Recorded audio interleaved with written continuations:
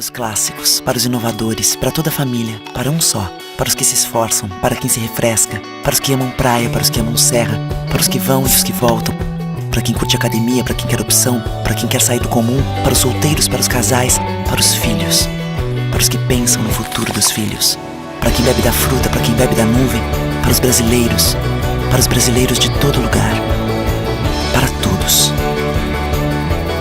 Coca-Cola Brasil. O que a gente mais faz hoje em dia é clicar. Pena que o destino da maioria desses cliques é esse, o desperdício. Você sabia que apenas um clique pode ajudar a combater a fome no nosso estado? É só acessar cliquealimentos.com.br e dar um rumo mais digno aos seus cliques. A mesa de quem tem fome. Doar pelo Clique Alimentos é gratuito e não demora nem um minuto. Faça a sua parte. Clique para quem precisa. www.cliquealimentos.com.br. Recebe o salário na Caixa, tem mais vantagens, descontos exclusivos, isenções de taxas e milhares de agências esperando por você. Na Caixa vem que tem.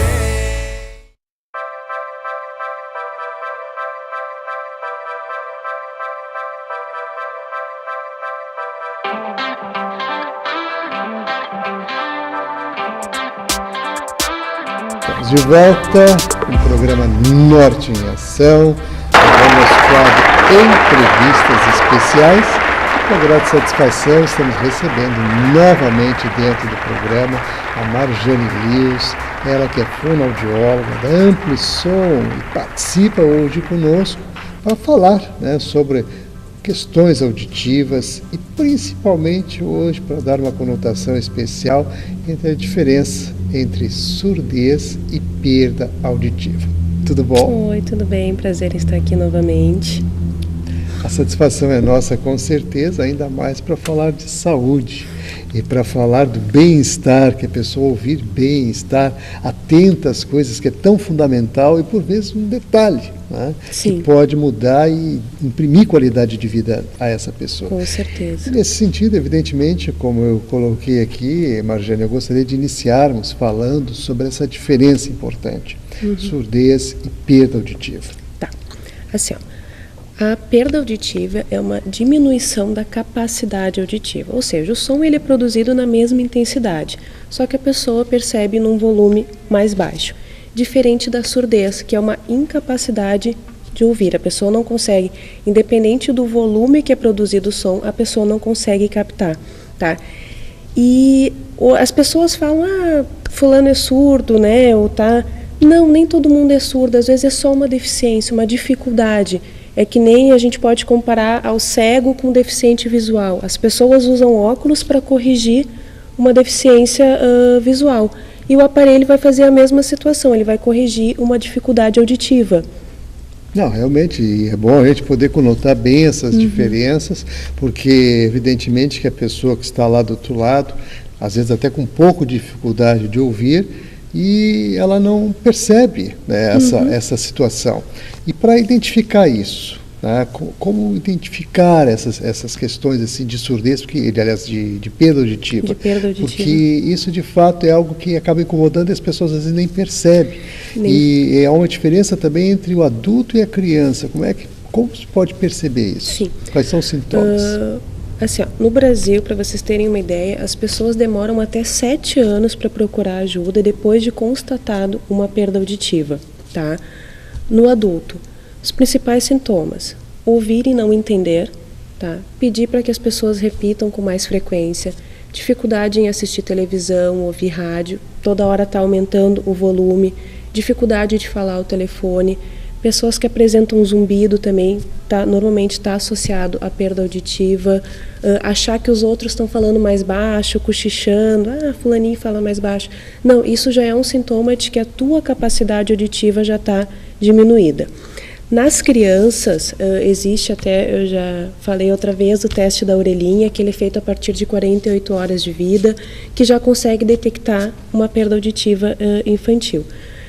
Na criança pequena, assim, ela vai demorar a falar, ela não vai ter atenção ao som, aquela coisa, a mãe chama, a criança parece que está sempre distraída. Na fase escolar, dificuldade de aprendizado, trocas de fonemas, trocas na fala, em função de não estar ouvindo 100%.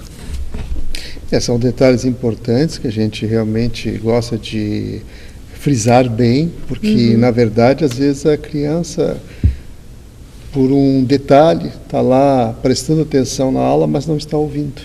Exato. Ou seja, ela nem percebe. E se alguém não for lá e realmente não diagnosticar isso, fica difícil, inclusive, de resolver o problema. Fica, e quanto mais cedo a gente fizer o diagnóstico, melhor vai ser para a criança ou para o idoso, para qualquer pessoa, em termos de qualidade de vida, no caso da criança, de conhecimento de fala, aprendizado de linguagem, é muito importante para o início de fala, fase escolar, enfim, e para o idoso, ele é como se fosse o processo contrário. O idoso, ele se isola, né? Ou a pessoa que tem uma perda numa idade adulta, ela passa por situações constrangedoras, sabe? Tem que pedir para repetir, as pessoas, eu não entendo, então vou ficar em casa. Ela acaba se isolando, não tendo vida social, deixando de ir nos lugares para não precisar passar por situações ruins. Realmente, são fatos importantes do dia a dia que acabam ocorrendo e passam desapercebidos muitas vezes, mas que têm uma significância importante, principalmente para a pessoa que está passando por aquilo, porque ela acaba deixando de conviver socialmente, né, com mais tranquilidade, em virtude de uma deficiência, de um problema que pode ser corrigido. Que pode ser corrigido facilmente, né? Justamente. Nesse sentido, doutora Marjane Elias, eu gostaria de entrar agora nesse particular dos aparelhos, porque tem distinções, inclusive, que eu gostaria que a senhora enfatizasse bem, porque realmente isso significa algo que vai trazer a solução para o problema efetivamente. Claro. Assim, existem diferentes modelos e tipos e graus de aparelhos, tá? Um aparelho não cabe em qualquer pessoa, não é assim. Tem que ser feita uma audiometria, que é um exame que vai verificar qual é o limiar de audibilidade de cada um, tá? E diante disso, junto com o grau da perda auditiva do paciente, que a gente vai poder selecionar um aparelho mais indicado, tá? Quanto menor o aparelho, menor a potência dele, tá? Então, assim, pessoas que têm uma perda severa, profunda, elas não conseguem usar aparelhos, no caso desses modelos que são os pequenininhos que vão dentro do ouvido, porque ele não tem potência suficiente para suprir as necessidades do paciente, tá? Então, isso tem que ser bem avaliado, tem que respeitar a anatomia do conduto auditivo, estilo de vida do paciente, as expectativas, o que ele busca no uso de um aparelho auditivo e, principalmente, qual é a potência que ele precisa. Realmente, eu estou aqui segurando 2 modelos de aparelhos. Tá? Vocês podem observar aí, o Eduardo mostra para vocês. Um, claro, menor, com menor capacidade, evidentemente. E o maior, né, que dá um atendimento mais pleno às necessidades. E claro que isso é de acordo com cada um, é uma questão muito personalizada. E é importante que a gente destaque isso, porque às vezes as pessoas confundem. Aquela velha história, a pessoa está com uma deficiência visual, pega qualquer óculos para leitura, e não é bem assim, dependendo do grau e a intensidade, né, de necessidade de cada um, e a mesma coisa acontece com a audição. E é nesse sentido, então, que a gente dá esse destaque. Eu gostaria que, mais uma vez, tu enfatizasse, inclusive, essa questão e a importância de realmente levar em consideração essa situação. É importante assim, toda pessoa que sente dificuldade, procure um profissional de sua confiança, relate os sintomas, diga o que está sentindo. Provavelmente o otorrino vai lhe encaminhar para um exame, e aí junto com a fonoaudióloga vocês vão sentar e vão ver qual é o aparelho mais indicado. Não é qualquer aparelho, não é assim, meu pai ganhou um aparelho, posso usar.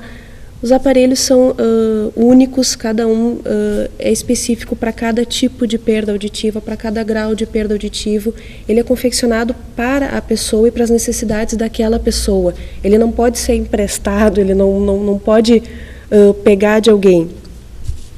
Muito bem. E esse outro modelo aqui, eu quero mostrar, para você observar bem, no detalhe. Eu gostaria que tu falasse sobre esse modelo aqui, Marjane. Esse é um outro modelo de aparelho auditivo, ele acaba sendo um pouco mais potente que esses. Foi como eu falei antes, existem diferentes modelos de aparelhos auditivos. Tem pessoas que aí a gente já vai entrar em outra parte, que tem pessoas que têm otite de repetição, que tem infecção no ouvido, que tem algum problema de anatomia que a gente não consegue adaptar um aparelho intracanal que vai dentro do ouvido. Aí a gente usa o modelo de adaptação aberta. E também assim, ó, o que eu gosto de salientar sempre, a gente tem que analisar pessoa por pessoa. Os aparelhos muito pequenos, eles são de mais difícil manuseio. Então, se é uma pessoa que tem uma doença, uma tremedeira, alguma coisa, ela não consegue nem manusear o aparelho pequeno. Então, a gente acaba optando por colocar um aparelho um pouco maior, que vai suprir as necessidades dela auditiva e manuais também, para que ela consiga mexer no aparelho sem depender de ninguém. Realmente tem esses detalhes todos que devem ser considerados. Exato. E é claro que isso aí como eu falei antes, é uma coisa muito personalizada, porque vai depender também da adaptação das pessoas, né? Isso também é algo que não dá para generalizar, porque cada pessoa tem uma maneira de sentir as coisas, de perceber as coisas e, é claro, também de se familiarizar e até de se adaptar. E cada um tem uma expectativa quando põe um aparelho, do que vai voltar a fazer, qual vai ser a qualidade de vida que ele vai melhorar. Então, assim, ó, a gente tem que respeitar o cliente, acima de tudo. Muito bem, bem colocado, com certeza, né? Evidentemente que a preferência é sempre daquele que vai buscar o equipamento, mas a orientação ela é fundamental. E a questão da audiometria, eu gostaria que tu resgatasse essa situação da importância de realmente fazer esse exame para buscar o diagnóstico. Tá. A audiometria é o principal exame que a gente faz para ver qual é o menor limiar de audibilidade da pessoa. Ele é feito numa cabine acústica, tá, com isolamento acústico, feito por fonoaudiólogas. Eu vou fazer um exame e vou descobrir qual é o menor som que essa pessoa consegue captar. Tá? E aí eu formo um gráfico, que é o audiograma. Formando este gráfico, eu consigo ver qual é a potência que a pessoa precisa, qual a potência do aparelho que essa pessoa vai precisar usar. Sim, isso é o diagnóstico depois, então, de fazer, evidentemente, o exame. Só depois do exame, exatamente. Perfeito. E, é claro, depois os outros detalhes, aí a pessoa vai conversar, né, vai ser orientada, né, e vai, claro, experimentar os aparelhos que melhor, né, se familiarizar. E aí, daí, então, evidentemente que a Amplisol se coloca à disposição nesse sentido para atender aí a nossa comunidade. Muito bem. Marjane, claro que tem outros detalhes que eu gostaria também de referendar, que é justamente o teste da orelhinha. Eu gostaria que você desse uma ênfase importante, porque a gente sabe que as crianças estão aí nascendo, de repente, lá, um teste bem rápido de fazer, eu gostaria que tu falasse sobre ele, e o que isso realmente representa já para diagnosticar e, claro, buscar uma solução para o problema. O teste da orelhinha, ele pode ser feito a partir de 48 horas, ele pode e deve ser feito a partir de 48 horas de vida da criança. Ele é um exame objetivo, ele é super simples, não precisa de sedação, criança quietinha, uma média de 20 minutos ele está pronto. O equipamento ele é portátil, então tu pode fazer no hospital, a domicílio, em clínicas, né, pode ir até o bebê. Não há impedimento. Não há impedimento. O profissional pode ir até o bebê, tá? E com o resultado afirmativo, tudo ok, eu posso afirmar que a criança tem um funcionamento normal de orelha média interna, sem problema. Se tiver alguma alteração, e aí vai se fazer exames complementares, vai se buscar um diagnóstico mais preciso, tá? Ele é uma triagem auditiva que as mães têm que cobrar dos hospitais, a maioria dos hospitais fornecem esse serviço, tem que cobrar, tem que solicitar, porque ele é muito importante.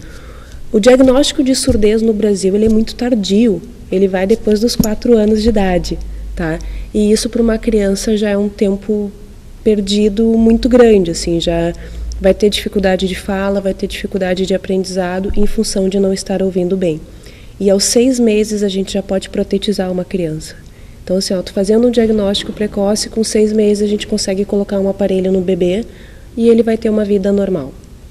Que maravilha, isso realmente é uma informação assim, valiosíssima, importante que a gente possa trazer para dentro do programa e, é claro, as mães aí que estão nos acompanhando nesse instante, exija lá do seu médico, do seu hospital, esse exame fundamental, né, como o teste do pezinho, tem o teste da orelhinha agora também, que traz assim um diagnóstico preciso e, claro, evidentemente já o profissional da área vai poder dar o encaminhamento necessário e a criança não vai precisar passar por nenhum drama maior, né, aguardar chegar aos 4, 5 anos para identificar problemas que depois podem acarretar outras situações, né, que não tem necessidade nenhuma, visto hoje que a tecnologia e o avanço na medicina nos propicia uma série, né, de diagnósticos antecipadamente para realmente, né, dar mais qualidade de vida às pessoas e com mais tranquilidade. Com certeza. Mas, doutora Marjane Lewis, é claro, estamos chegando aí aos minutinhos finais, né,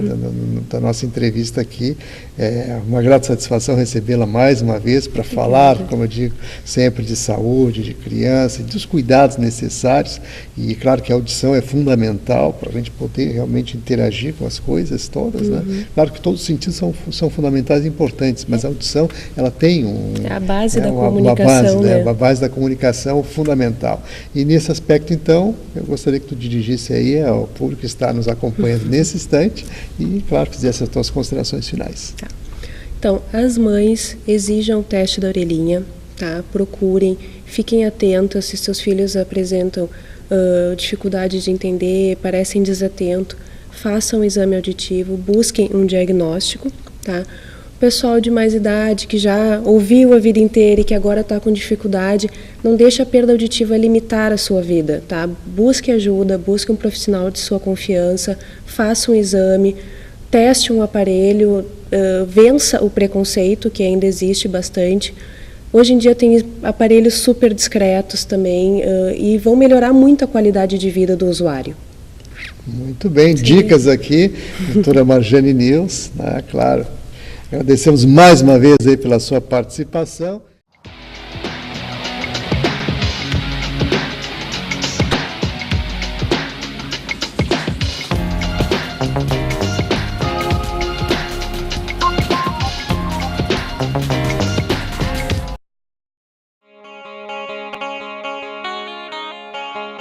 O Instituto do Câncer Infantil tem trabalhado muito para assegurar e melhorar a saúde da criança e do adolescente com câncer por meio de parcerias, assistência, pesquisa e mobilização social. Uma realidade que tem a parceria do Hospital de Clínicas de Porto Alegre na conquista de maiores índices de cura. Muita gente já vestiu essa camiseta e corre pela vida. Hoje estamos aqui para agradecer e dizer que você pode continuar ajudando as nossas crianças. Dê uma olhadinha no nosso site. Contamos com você. Você faz toda a diferença.